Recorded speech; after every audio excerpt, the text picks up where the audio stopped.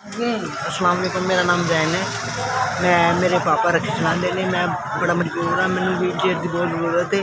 ਅਸੀਂ बहुत गरीब घर ਦੇ ਹਾਂ, ठीक है जी। तो इन्नी फोर्स नहीं है कि ਅਸੀਂ व्हील चेयर लै लईए। मेरे पापा रिक्शा चलाते हैं, बहुत मजबूर ने, तो मैंने प्लीज़ व्हील चेयर चाहिए।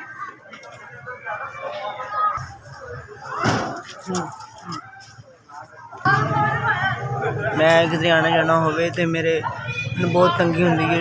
मैं बहुत मजबूर हाँ, मैंने चुक ले आने ले जाते हैं। मेरे को व्हील चेयर होएगी तो मैनू फिर तंगी नहीं होएगी, मैं आप किते आने जोगा होवांगा। बहुत बहुत मेहरबानी, मैनू व्हील चेयर चाहिए।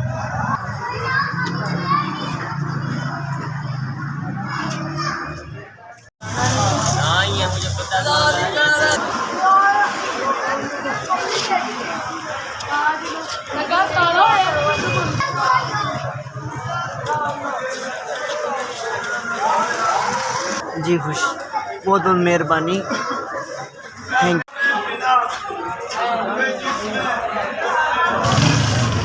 बहुत बहुत मेहरबानी, मेरी टेंशन दूर हो गई है। मौला तन बहुता दवे, अल्लाह तन बहुता दवे।